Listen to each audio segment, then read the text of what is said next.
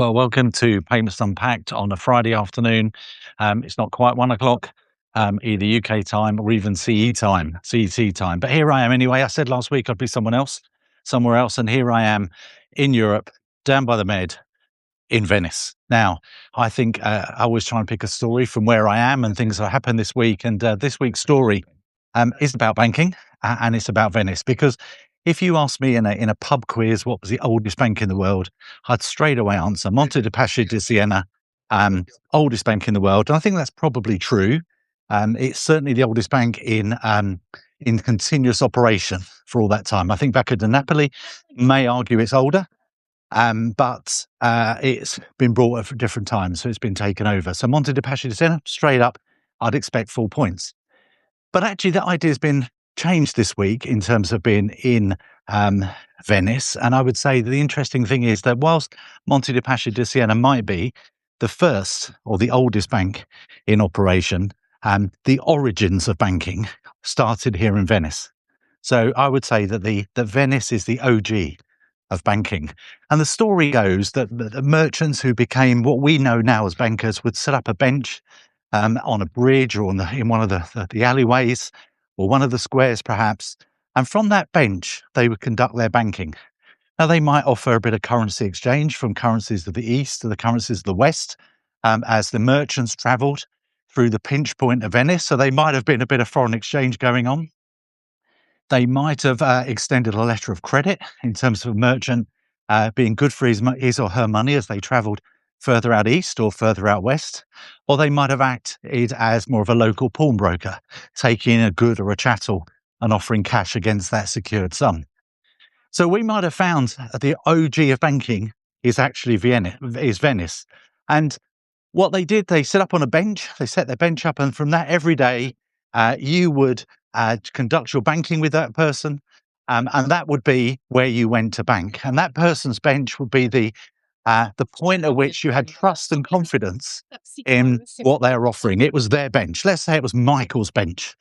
And what happened is that they would trade every day. Now, if something went wrong and they went bust, they weren't good for their money, or they couldn't honour their promises, the authorities would come along and smash the bench in two.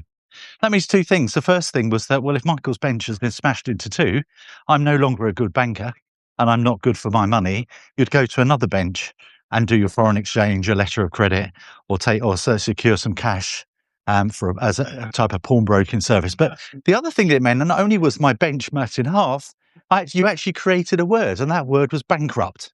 So the English word bankrupt comes from the smashing of a bench when a banker was no longer good for its money. We would say today they've gone bankrupt. Now, over time, the OG of banking went from the benches into buildings. There's a square in Venice, in the Jewish quarter, where you've got the red bank, the white bank, and I think it's a blue bank. I went to Banco Rossi the other day, the red bank. And what happened is that as these people started their banking from a bench, went into a building.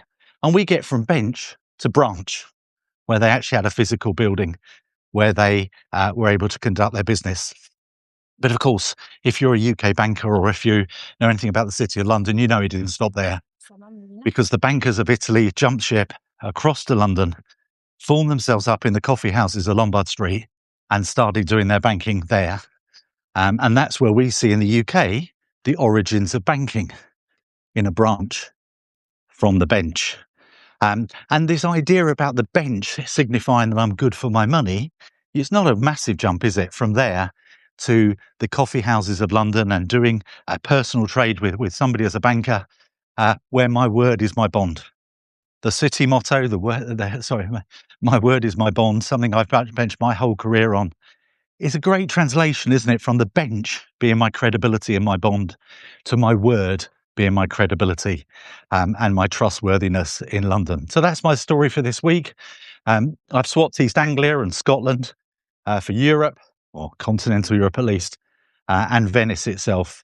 And that's my story. I'm back in London next week. If you're at Payment Leaders Summit on Tuesday and Wednesday, please come up and say hello. I'll be on stage on Tuesday and leading some round tables later on Tuesday and then on Wednesday as well. Be great to see you at PLS. Do come and say hello. And maybe even get a selfie together, but give me your feedback on Payments Unpacked. That would be great. I would ask for questions today and I'd answer them, but there's two things. Firstly, I'm on holiday. Secondly, the sun's so bright, I can't actually see my screen in terms of seeing any questions are posed. So if you've got a question, drop me a DM and I'll answer it, or save it till next week. Or if you're in London, come and ask me at Payment Leader Summit and we'll have a chat.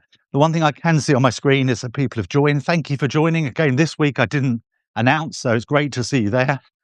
If you're watching on replay, do us a favor, subscribe and share. And well, that's it for Payments Unpacked live this week. Thanks very much.